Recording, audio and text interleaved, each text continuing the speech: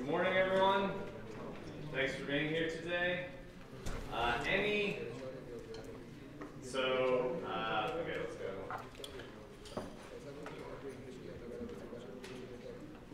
Okay, so submit your assignment 4 write-ups. So you can submit your write-up now, and then the reduction, what is it, 20% reduction per day applies, so that will only apply on the levels that you break from yesterday to today. So if you break, I don't know, 2 levels, and you would have gotten 20 points, you get 16, is that right? I hate doing math in front of all of you.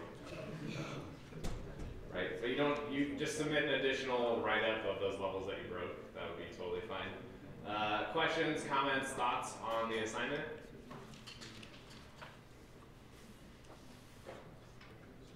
Yeah? On the level 8, I wanted to discuss, that is okay to discuss right now? No, not right now, we gotta wait. Let's give it like 3 days or 4 days for all the reductions to fit in. But yeah, we're happy to discuss. I'll also leave that server up so you guys can play with it, access it, work on the levels, all that kind of stuff. What about source files that mentioned in the assignment? If you wrote any source code, submit it. I mean, I've deleted some of them. You deleted them? How are you ever going to solve those problems again? So just mention it in your report. But I think I set it up so you have to submit something, so just submit something. It's fine. Is it okay to leave all the source files in my home directory and just write about them in the source? No, try to attach them since they're separate systems, because I don't want to have to copy everybody's. Because some people have, like, I don't know, libc source files and everything in their home directory. So yeah, you can use rsync to copy from a local folder to yours, right? So you can get all that from there. Cool. Anything else? Yeah. The solution will not be given? No. No, that's why you have another 4 weeks to keep working on things. Oh, what about before the exam? Because a lot of these problems relate to the classes that we have been taught, and if we do not crack all the levels before the semester exam, would you give all the solutions then? No. Okay. Good try though. You can also, if you find, there's tons of vulnerable, like intentionally vulnerable software online. So if you find stuff, you can email it to the class and say, hey, here's an example of integer overflow vulnerability, right? Here's a program, and here's how to exploit it. So yeah, definitely leverage all the information that's out there on other stuff. But yeah, we're going to reuse these again, so don't post your solutions online, all that kind of normal schoolwork stuff. Anything else? Cool. All right. Projects. So I said I posted some project ideas on the website. So the goal, so there's 2 types of projects you can do. You can either choose to do a prevention security library, or you can choose to create some kind of automated exploitation tool that will try to automatically exploit these types of vulnerabilities. So you can choose whichever you want. As mentioned previously, your group is either going to be 1 person or 2 people. So max 2 people in your group. I expect these to be done individually or in pairs, so I know that you're actually doing stuff and you're not carrying some person who's not doing anything, right? We've all been in groups like that, I'm sure. Yes. I have a subtle laugh there. Okay. So some of the ideas. So I'm also open to new ideas. So if you have something new that you really want to try out, email me. I'll see. We'll work on it to try and see if we can make it, because I have to get the right level of interesting enough, but not impossible. Right. And then I can put it on here so that other people can decide to do these projects. So these are some of my ideas, things that I think would be cool. So prevention. So generally in prevention, the things that I think are really interesting are any kind of security defenses that can be applied automatically. So that require almost no changes to the original source code. To me, that is super cool, really awesome defenses, right? If you have to say, well, if the programmer writes their code and uses my library, that can also be cool, right? But it then needs to be a little bit more technically interesting. Because this is a lot trickier to apply to legacy software. So one of the project ideas here is size-aware overflow functions. So the idea is you want to prevent buffer overflow attacks by hooking malloc and hooking the traditional overflow functions to basically keep track of the size of all malloc pointers. And then when pointers are then passed to the traditional overflow functions, right, the ones that we talked about, then you extract that size from that information you're keeping and make sure they're not trying to copy more. So you can actually translate like a string copy to a string end copy, right, to make sure that it only ever uses that amount of data. So you can use, if you want to do this kind of stuff, also probably add a little more details here. These were kind of my high level thoughts. But LD preload is a mechanism to allow, to say that a library should be used when a program is executed. I think actually some of you emailed me about this, trying to use this to exploit some of the examples. So this can be used to actually provide your own version of malloc and printf and some other functionality. So if you use this, this allows you to hook in and basically add protection mechanisms here. So this is a way you can do this without requiring any modifications to the source code. This can be applied to any binary.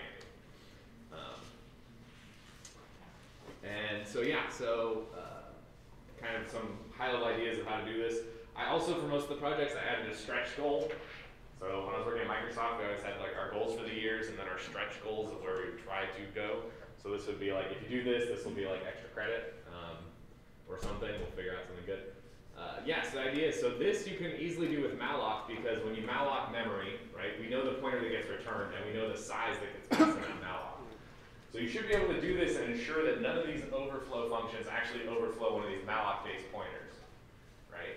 But as you saw on the homework assignment, right, a lot of these buffers are actually stack-based buffers, right? And so the interesting thing here is how to stretch and implement this with stack-based buffers, right? Could you somehow try to automatically infer from these functions the size of the stack? Maybe you can inspect the code at runtime. I don't know, there's a lot of cool ways to take this to actually implement something like this. You could pre-compile, or maybe you add a compilation step to change all the local buffers, maybe to mallocs, or I don't know, something interesting can definitely be done here. So if you want to take it in this direction, feel free to do that. Okay. Format strings. So format strings, so basically similar type of thing. So you want to hook and provide, basically hook the traditional printf function and provide a safe version that filters out all of those vulnerabilities that we talked about. So the trick here is to remove all possible combinations of %n. So you'll actually have to study and understand the format string specification, right? Because if you just filter out %n's, as we saw, there's all kinds of positional arguments and all kinds of modifiers there, right? So that actually makes this a little bit more interesting than I was originally thinking about.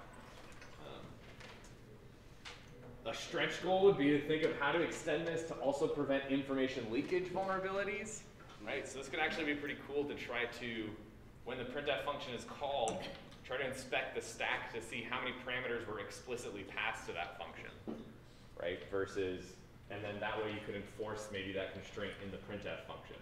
So it wouldn't actually be able to access anything outside of that bounds. That could be really cool. Maybe no, I like this. Okay, so yeah, so I think this one is one of the more simpler implementation-wise. So you need to also write 3 distinct programs that contain format string vulnerabilities along with reliable and repeatable exploits for that. So this helps you make sure you know about printf vulnerabilities.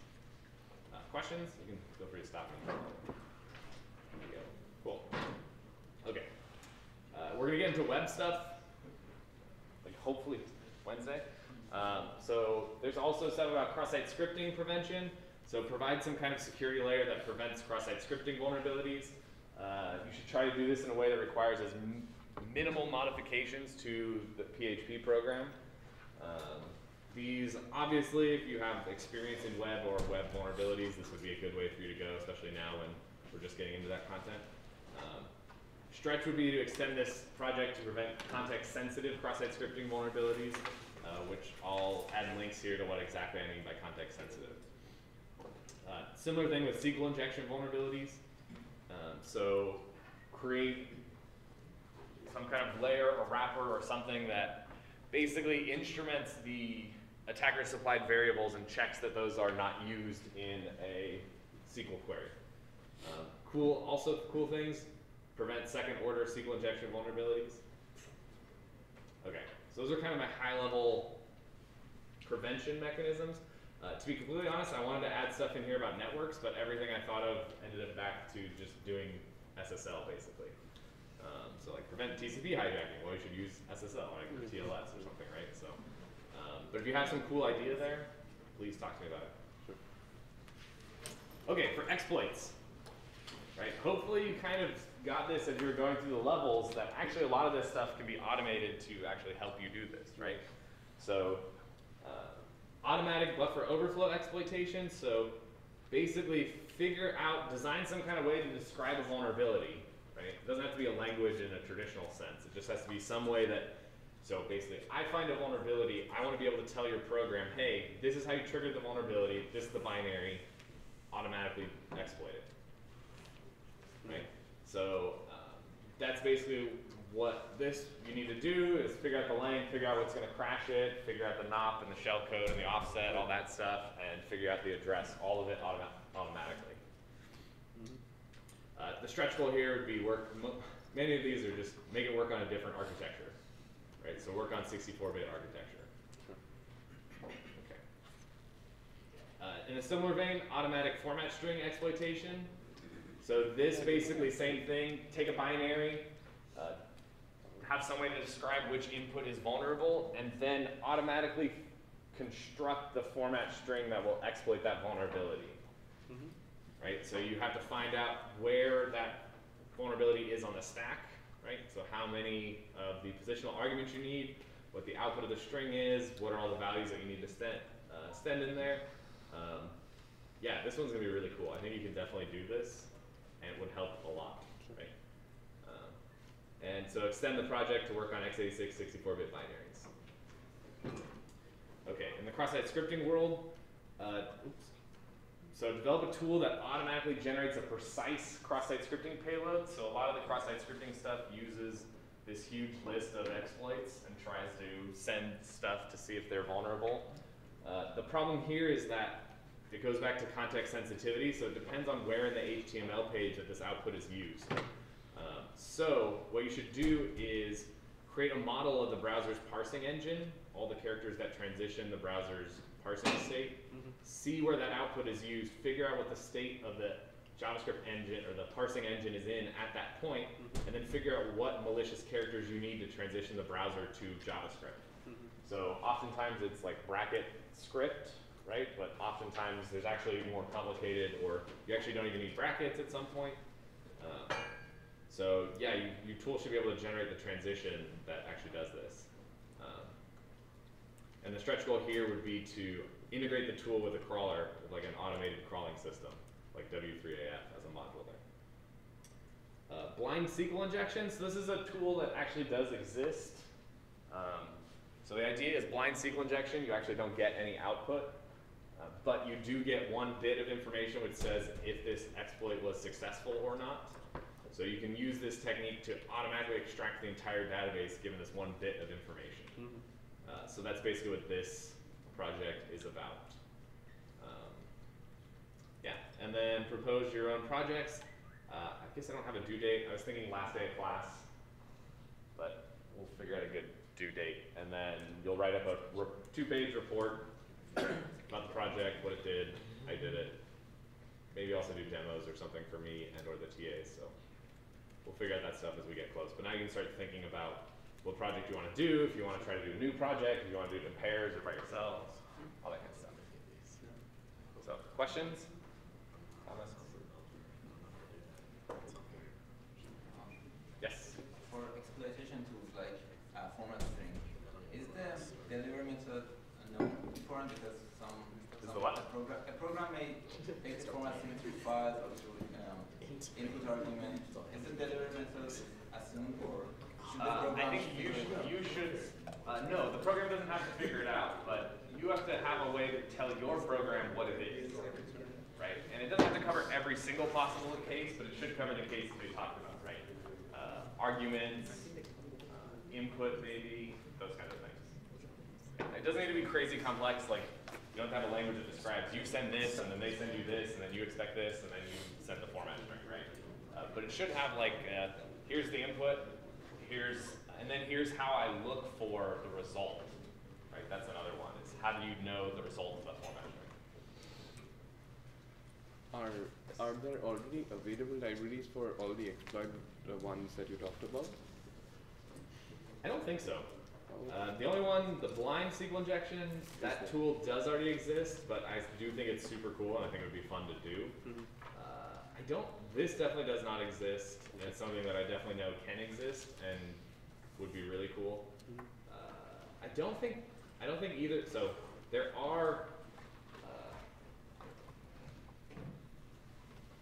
there is a research paper, was kind of where I got some of these ideas. David Brumley's group at CMU has a paper on automatic exploit generation. So they're doing complicated like static analysis. They build up a whole SMT formula based on how to get there, and then it can automatically generate input that triggers a vulnerability, but you don't have to go that far. I mean, if you want to, that'd be super cool if you want to do the static analysis stuff. I think that'd be cool. Yeah. Cool. Questions? Is this already up or not? Yes. There should be a projects tab, I think. Okay. I see. You may have to refresh. What do we need to have a project idea by? I would say end of this week, by Friday.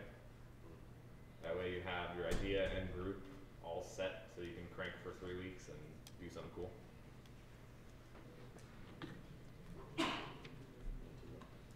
Cool. All right. Let's get done with binaries.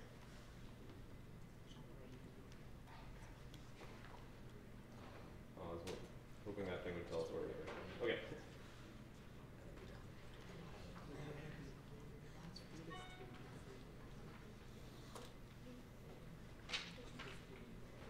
Okay. Format strings, we've talked about all different types of vulnerabilities, right? And so remember, we talked about classifying all of these kind of application level as really the core problem is memory corruption, right? It's that some other process is able to trick us into overwriting or changing some value in memory that the programmer shouldn't be able to access, right? So what would be the best, if we lived in an ideal world, how would you prevent all these vulnerabilities?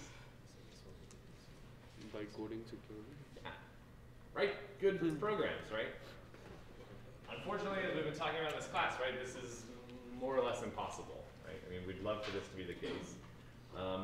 One way, right, would be to use a different language, right? Use a language like Java or Python that actually does boundary checking, and so it more or less eliminates these kinds of arbitrary memory rights.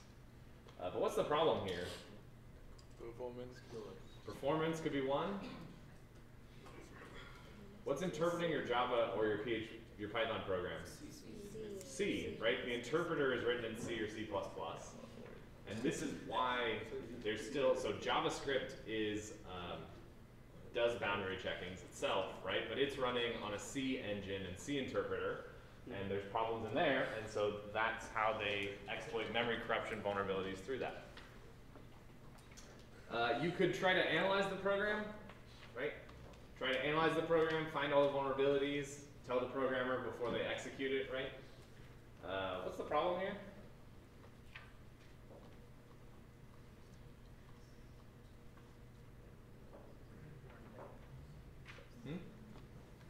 Vulnerabilities which come into picture at runtime. Yeah, so part of the problem is that precisely identifying every single vulnerability in a program, right, and getting nothing wrong is equivalent to deciding if the program halts or not. So it's equivalent to the halting problem. So we can't solve the halting problem, which means we can't statically identify every single vulnerability in the code, right?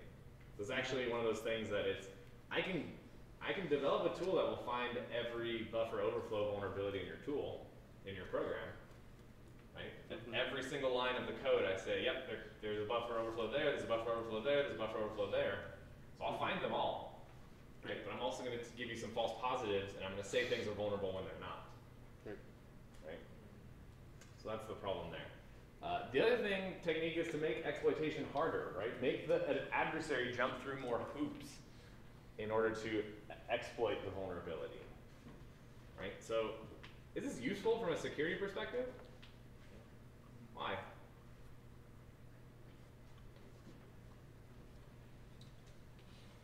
It discourages people from trying to get past your security mechanisms. Does it worth their time?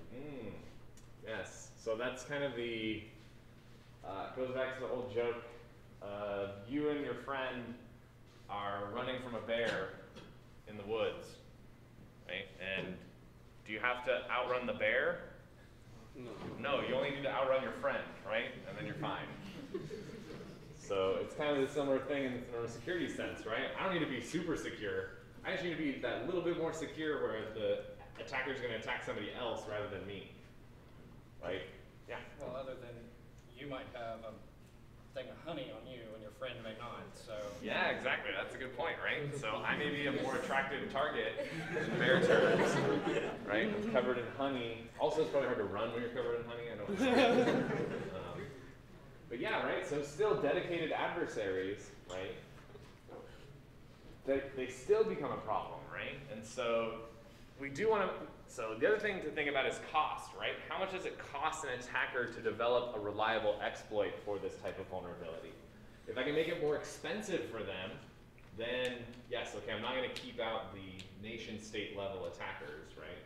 But I can keep out the random hacker group, right? Like Anonymous or whoever, who's just trying to do things for the lulz and trying to find things that way. We can also try detecting this, right? So we can try detecting exploits, blocking them. So we can kind of, what you're going to be doing is doing some kind of dynamic analysis checks, right? So do some kind of checks to see if something's being overflowed, if you're trying to copy more than it should be. Some of the things that's been done is trying to analyze system calls, so see what system calls the application makes, and then if it deviates significantly, stop it and say that there was an attack, right? We talked about detection, right?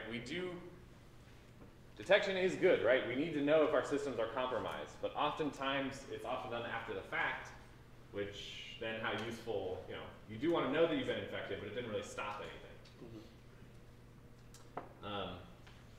anything.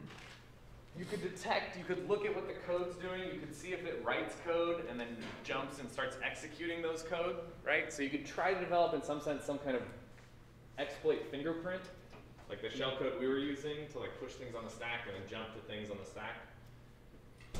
You could do some kind of integrity checking to try to check return addresses at runtime to make sure return addresses aren't tampered with. So there's been a lot of research. We're going to look specifically at making exploitation harder, right? So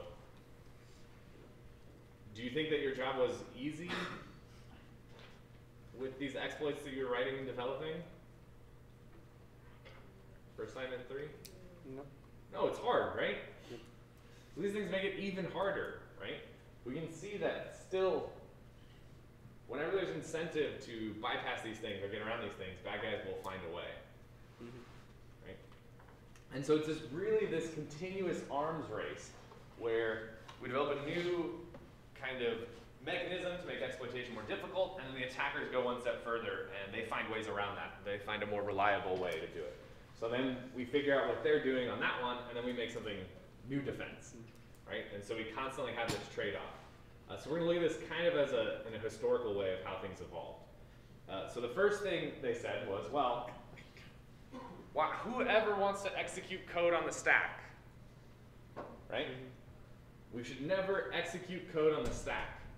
So in Linux, there's an NX bit on memory, which is the non-execute bit. So basically, so it's pretty much standard on all systems now.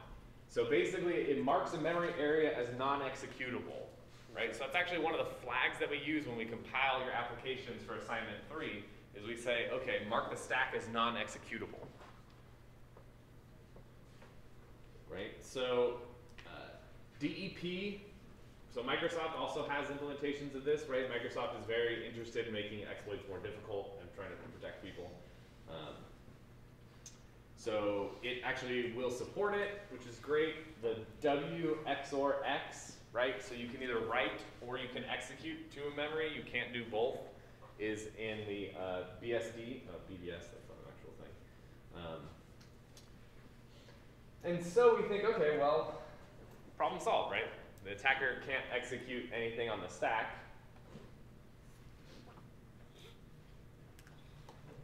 But is that the story over? Are we still talking about this?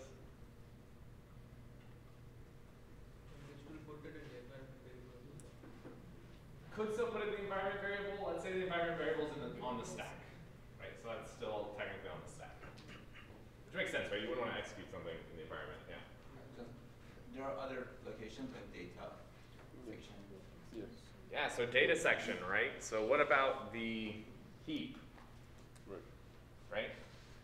All we need to do is get to that address, right? Our shellcode can literally live anywhere in the program. Or if it's like, you know, a user string or something like that, right? The basic idea of the NX bit is that you never want to have memory be both writable and executable at the same time. Right? That's where a problem goes, because an attacker can write and then they can start executing from it. So one thing, does this describe, I mean, maybe most programs we write?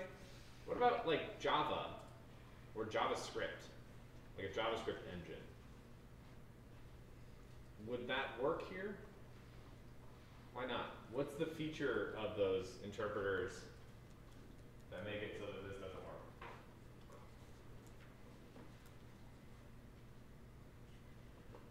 Yeah. Dynamic code generation. Dynamic code generation, what's another name for that? Java. Eval is one. JIT, right? JITting code, right? So just-in-time compilation of code means runtime compiling it from Java bytecode to x86 code, right? So you have to write that code somewhere, and then you have to change that once writable segment now to be executed and to jump to it and execute that as code, right? So I can easily get around this non-executable memory in a language like that. And oftentimes this is exactly what happens in JavaScript, is essentially what the attacker will do, they will write JavaScript code that when it gets JITted, compiles to valid x86 shellcode. And they try to use an exploit to jump to that shellcode, which is actually part of the JavaScript execution. So that memory is executable, should be executable, because the application is literally writing memory bytes to it and then executing it. So you think about constants, right, in JavaScript. They're going to be compiled into constants there, and because x86 is variable length, if you jump to the middle of an instruction, it could be something completely different. There also is another way. So this is so there's a type of exploitation technique that originally started as Return-into-libc, and it's related to the control of the EBP that we talked about here. So the idea is, if we control EBP, right, or even if we control the stack, right, so the stack has the function frames of every function that's being called up until that point, right? So we saw the frame, we know it contains the arguments, the save VIP, the save EBP, and the local variables, right? And then we saw that when our function returns, it used that save VIP value. So normally we use our shellcode address, right, to jump to.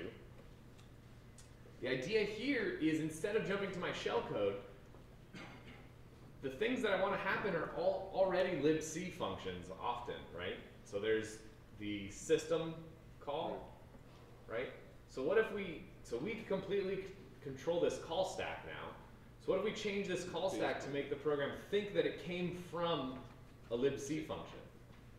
And all the arguments to that function also live on the stack, so we can then change the stack to look like it just got called from there, and so it will jump and start executing a function that already exists. So we're taking advantage of code that's already there, written and loaded by the application. So that's kind of the general idea of these techniques, is we're going to create a fake call frame that looks like it came from some trusted function. And so control flow will change save VIP to then point to there, not to our shellcode, but it will still accomplish the same goals that we want. So any function that's currently linked, used by the application, we can use this technique to. So we can get it to call any function we want. So often if system is used, right? So system takes in one character pointer argument, that is the string to be executed. This is just like if you type this into bash. So if we can get the function to then go back and return into system, then now we've actually controlled the code very well. We can even do tricks like we can do string copy to copy shellcode wherever we want. So from the stack to somewhere that's actually executable, we can also do that. All we have to do is we have to find the system function in memory. And to do this, we've seen we can use debuggers, we can try to use the proc file mappings, we can figure out where this system call is actually being loaded at runtime. So to see kind of how this works, right? So we have our buffer, we have saved EBP, saved EIP, and we first want to call, so it's going to string copy, right, our input into buffer, right? So we're essentially creating now a new call frame. And before, the only thing we cared on that new call frame was just save EIP, right? That was the only thing we cared about. But now, I want this function to go and call system, right? And this is going to call system if saved EIP is overwritten with the address of system. And then above that is going to be the fake caller return address. So we have to pretend like we called system from some other function, right? I believe there should also be a fake EBP on here, which is not on here. And then the address of /bin/sh0, right? So we already kind of know how to use this. We can use, well, if we can get this string somewhere into this function, right, it's not too hard. It can be somewhere here in our buffer. As long as that string is there, we provide the address of that string. Now when system executes, it's going to look up the stack, see which is the argument to system. It sees bin/sh, and it's going to execute bin/sh for us.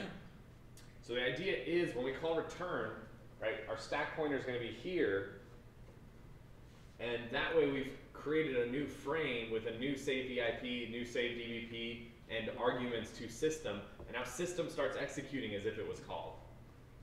Right? And we can execute system. What's going to stop us from calling a function that already exists in the program? Right? Nothing. Why do you need a big EBP? Wouldn't just like a big EIP be enough? You need both. You need both two space there. Because it's going to look for the argument at above. It's going to create a new EBP, which is going to be where the stack pointer is, and then it's going to look up 8 for the first argument there. And so the crazy thing is, right, once system executes, right, it's going to do whatever we call, and then when it returns, it's going to return to wherever this return address is right here, right, which we can control. So we can actually use this technique to chain multiple functions together. We can create this beautiful call stack of all of these functions of who's calling what, and when they'll return, they'll just call one after the other, so they'll call. And this is how we can do all kinds of crazy stuff with, like, we can do the string copy, so we can first call setUID, because sometimes if the program is dropping privileges or trying to save its UID, right? It's trying to save the effective user ID. We want to put it back by calling setUID. So we want to call that, then we want to call system. And so we can chain these together. When the original function returns, it's going to call system. And then when system returns, it's going to call back into when the original function returns, it's going to call setUID. And then when setUID returns, it's going to call system. So in this way, we can chain these functions together. And then we can even try to, so we string copy here, right? So we're going to string, yeah. So when you return system, you cannot directly call a setUID, right? When you what? Say that again. Like when you return to system, you cannot use system to call a setUID. No, system will only execute things like in bash, right? Okay. So I think it'll do a fork and then an exec, and then do whatever it was going to do. Because I tried to do that for level 8. Yeah, so you need to, well, I believe system may also drop privileges Yeah, I think that. if the set UID is not the same as the affected user ID. So yeah, you need to do this first is, it's a combination, I forget exactly how it's done, but basically like set UID equal to the affected user ID. Mm-hmm. So you can, if you do those and then do system, it should work fine. Cool. Okay, so we can even copy the shellcode. We can get this to copy our shellcode to an executable place and then execute it.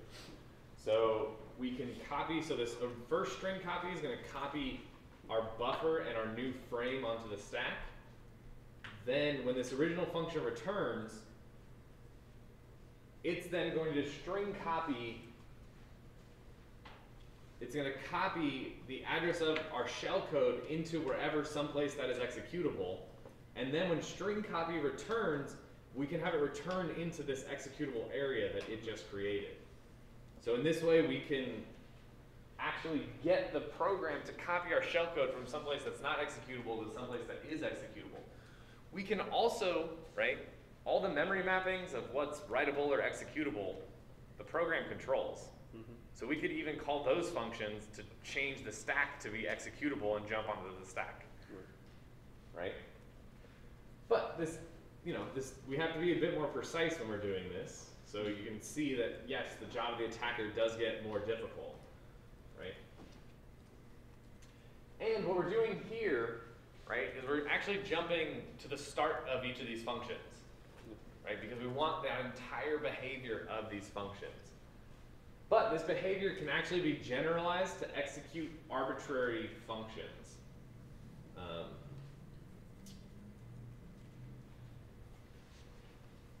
Yeah, so basically we can do, so we can see, we can do, so actually this, so we saw we can chain it and we can do this arbitrarily many. So we can,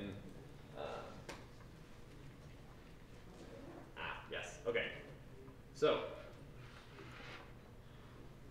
the idea is we can execute arbitrary sequences of functions, right? So we've seen move EBP into the stack pointer, pop EBP ret, right? We know these are the function epilogues, and we know that we can use these, or we know that what these do, right, is it sets the stack pointer to the current base pointer, it pops the current value that's on the stack into the base pointer, and then it returns based on that other value that's on the stack right above that saved base pointer, and starts executing there.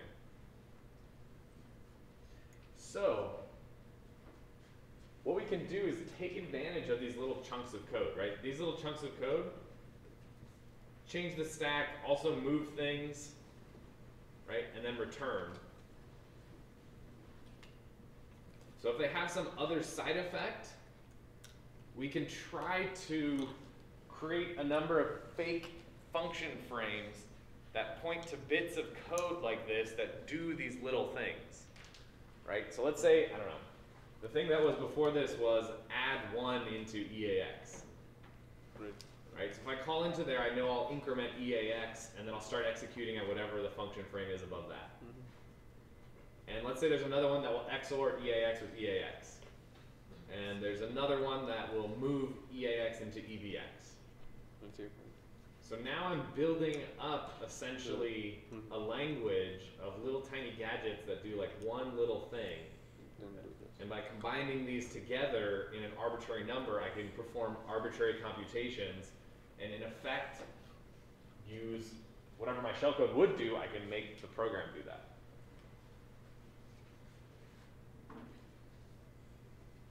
So the basic idea is you put all of this here, so you're, well, this isn't really exactly the point I wanted to make. This is actually just doing epilogues to, let's see. Epilogue. Yeah, this is, oh, this, okay, I see. This is using the epilogue to change the base pointers and the stack pointers. So to change where the function frame is. Yeah, this isn't too important. What I was talking about was return-oriented programming. So this is when you generalize this completely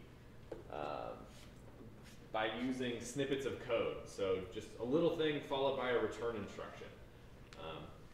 And this was actually one of those things, so Return-into-libc had been around for a while. People kind of knew intellectually that this was a problem. But it really wasn't until, well, attackers, or I actually don't know if the academics came first. But the idea, this was a technique that was used to build up arbitrary functions. That's right, this is the paper. So the geometry of innocent flesh on the bone. So the idea is we're reusing the stuff that's left there on the bone of the x86 code. And the idea here is that a large enough x86 executable code, right? So the beautiful thing about the code of the application is the code of the application is fixed and never changes, the address of the code. And that code is executable, right? So the address doesn't change and it's executable, which gets around all of our requirements. We just need to build up enough stuff for it to do. Okay, let's go here. Yeah. So the idea is you use these little gadgets, and you're able to see this is why I'm gonna get this to work. The idea is, yeah, so you put the addresses in here. So you first go into here, and this will pop ECX, pop EAX, and return. So you can get values into ECX and into EAX, right? And then if we go execute Y, it will dereference ECX and move that into EAX, and then return. So we've essentially been able to copy this value into this destination address. So just by using this incredibly simple gadget, we've been able to write to a memory location. And so you can build this up to do more and more complicated, interesting things. So return-into programming is how almost all of the new exploits work on like Windows and all those kinds of things, because they're incredibly reliable and they get around all of these defense mechanisms. So, okay, so that was one idea, is like, okay, let's make the stack not executable, right? Let's make memory not executable. Another idea is, hey, part of the problem is they're overwriting the return address, right? So let's prevent that. We don't want them to overwrite the return address. So then they added what are called canaries. So one of the original papers on this was a paper at Insecurity in 1998 called StackGuard. So the idea is that you put a canary value after the saved, so you have saved EIP and then canary value and then saved base pointer. And then that way you can check. So there's different types of canaries you can do. So you can put special values on there. You can put a random canary, so every time program executes, that canary is random. You can XOR some random value with the return address, and then before you return, you check, you do that XOR again. And the key point in here is that you need to check before you actually do the return instruction. So you check to make sure that, so everybody know why it's called a canary, right? So in like coal, it must be true. I don't know if they still do it, but in like miners, so apparently like canaries' respiratory systems are very sensitive to like particles and that kind of thing. So when people are like mining or doing something kind of dangerous where there might be particles and that kind of problem, they'll bring a canary down there with them. And so if the bird dies, that means there's a problem and they need to leave. Yeah, it is kind of terrible, but these are digital canaries, so no canaries were hurt in the making of these stack protections. And so the downside here is you need to recompile the program in order to add these canaries in there. And this can introduce, obviously, some overhead, right? Every function return, you have to do this check. Maybe every function call, you have to set up this unique canary, right? So all these kinds of overheads.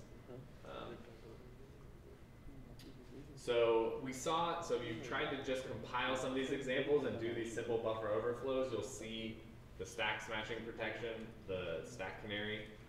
So this is why that we do the F stack protector no, or F no stack protector. Yeah, and also what they'll do is they'll try to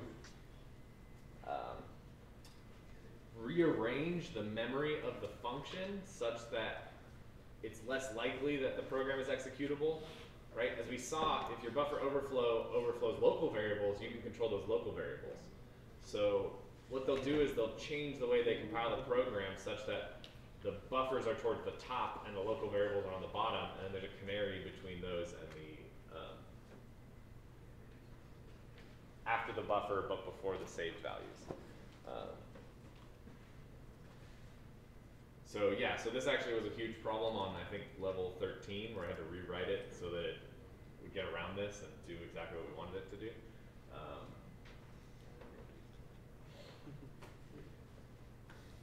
Yeah, and so there's all kinds of how to protect stack smashing attacks. Unfortunately, these can be bypassed, right?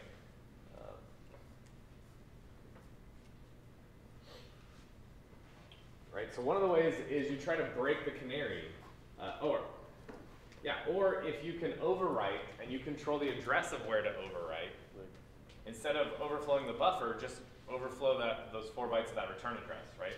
If you can figure out kind of where the address of the buffer is, you know it's the address of the buffer, plus the size of the buffer to EBP plus another 4, and then you can just overwrite directly that memory address, right? So this is another instance where we have the defense mechanism that only kind of captures or prevents a very small segment of vulnerabilities. So you can overwrite pointers in the function frame. You can do all kinds of stuff. It helps prevent kind of garden variety basic stack overflows, but it still doesn't fix all kinds of vulnerabilities. Also, if you have a long-running process, if you're able to guess the canary, right? If it's just a 32-bit value, maybe at some time you'll get it. Maybe you can leak memory. You can use two vulnerabilities, leak some memory to leak the canary and then do the exploit. Other steps, right? So maybe you kind of got the impression, hopefully, part of this, that guessing addresses is hard, right? You have to be very, very, very precise for these exploits to work, right? So the other idea is, hey, let's make this part harder. Make guessing harder. So how do we make guessing things harder? Randomize it. Yeah, exactly. Just like we saw at TCP, right?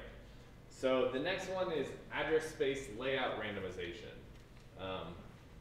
The idea is, okay, every time the program runs, let's change where the heap, the stack, the code, and the dynamically linked libraries are, right? What their addresses are. Unfortunately, it's not as easy to do as you might think. So stack and heap are easy because the addresses of the stack and the heap are supposed to change every time the program is run, right? But things like the program's code, that thing is fixed. If you've looked at a bunch of object dumps of functions, right? They don't jump to labels, they jump to memory addresses, right? And the same thing with dynamically linked libraries, right? So that's why we have the global offset table that says where to go and where to jump to. So yeah, so this is actually really difficult. The libraries have to be rewritten to be position independent. You have to rewrite a lot of features here. And this makes return-to-libc attacks a lot harder, which is good. And so for 32-bit systems, actually, right, because you still do need, you can't just randomize something so that the stack and heap are right next to each other, right, because they'll overflow. So there's actually not a lot of entropy in these ASLR systems on 32 bits. So yeah, you could try 32,000 attempts pretty quickly, right, and break that, especially on a server that's running continuously, right? So you only need to get that right once to exploit it. 64-bit architectures make this much more difficult. Unfortunately, like I mentioned, rewriting the program's code is a lot more difficult. So ROP, or return-oriented programming techniques, are still very effective. In addition, ASLR, right? Oftentimes, if you're just moving things down, right? Even if you move the code somewhere, usually if I can use one information disclosure vulnerability to find out some bytes of the program, I can easily calculate the offset of where it was and then change my exploit to match that offset. So yes, it makes things more difficult, but then now attackers just chain vulnerabilities together. So ASLR is enabled on Linux, except on our server where it's disabled. yeah, so the kernel does this with the ELF loader. It does stack ASLR. Does it do libraries? I think it does libraries. There's all kinds of different types of ASLR you can look up if this is something you're interested in. You can still do this. Well, we can disable it. There's actually this, if you don't want to disable it for the entire program, you can run a bash instance with ASLR disabled so that you can test these things out. As we've seen, many types of randomization, if we can guess or just brute force, then we're good, right? And as we saw, right, if we can make the NOP sled as big as we want, it doesn't really matter. Like, we can make it very, very, very, very large, right? So even if you randomize it, if you're trying to hit a large target that's slightly moved, it's not going to take that much to hit it. So yeah, you either have to basically leak the address or hijack the control flow, basically. So use some kind of ROP attack that's reusing code that's already there. Okay, the other technique is to, people say, okay, the basic problem when you boil all of these attacks down is that, right, the program has some control flow, right? This function should call this function, which should call this function, and then it should return back up that, right? So, this is the control flow of the program. You can statically look at a program and understand the control flow. And so why don't we enforce that at runtime and say that a function can only call functions that it knows about, and it can only return to functions that should have called it. Right? Huh? Function pointers? Kind of with function pointers. I mean, you can statically analyze it, and you can see, okay, function A calls B, and B is only called from A or C. That means when that returns, it better only go to A or C, otherwise I know there's some type of vulnerability. Right? And you could do this for every return statement in your program to automatically enforce this. So this was a paper at CCS 2015. And so, yeah, you basically try to figure out all the control flow of the program, and you enforce this at runtime.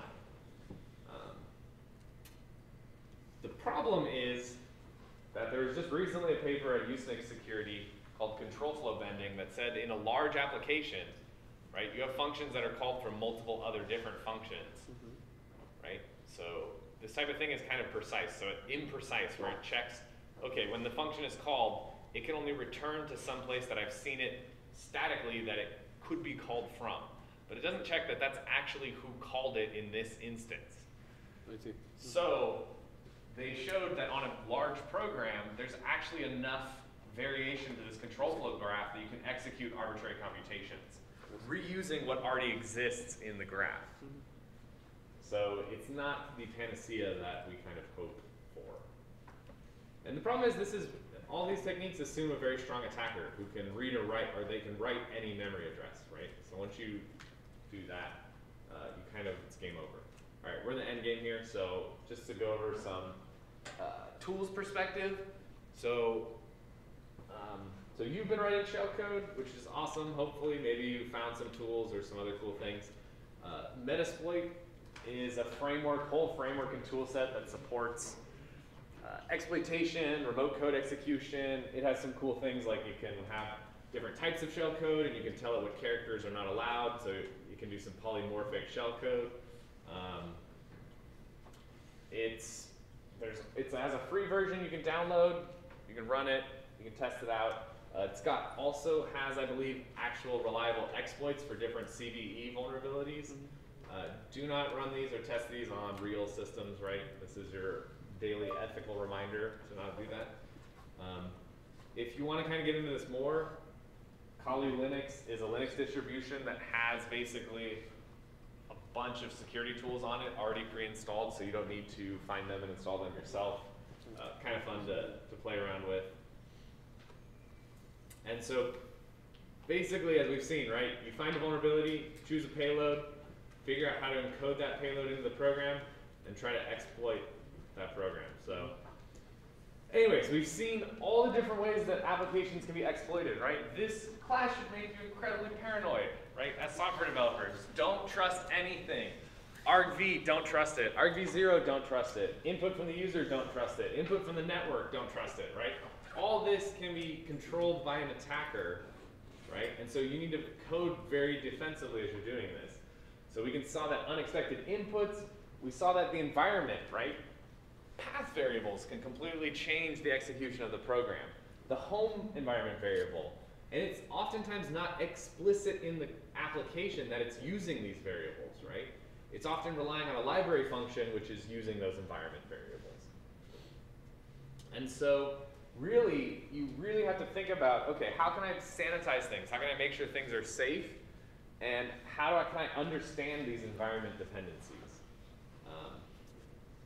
So in my mind, I see everything hopefully moving towards, I don't know if Rust is the answer or one of these other languages, maybe Go, probably not Go, but right, some kind of language that provides memory safety also helps mitigate a lot of these vulnerabilities. But don't be lured into a false sense of security thinking, I'm coding in Java. There can never be a security problem with my application, right? So not only are there other types of vulnerabilities that we'll talk about, web vulnerabilities that still exist in every language, but there's attacks on the logic of the application, right? So one of the classic examples is being able to, in an e-commerce application, being able to purchase an item for negative quantity. Right? So I buy like 2 MacBooks and 2 negative MacBooks and like an adapter. And so then I paid $30 for 4 MacBooks, right? If it allowed me to do that, right? So, and this is the application there's no memory corruption or anything. The application's doing what it's supposed to be doing, but the logic of that application is wrong. Right. Cool. All right. Here we got here. We'll start on web on Wednesday.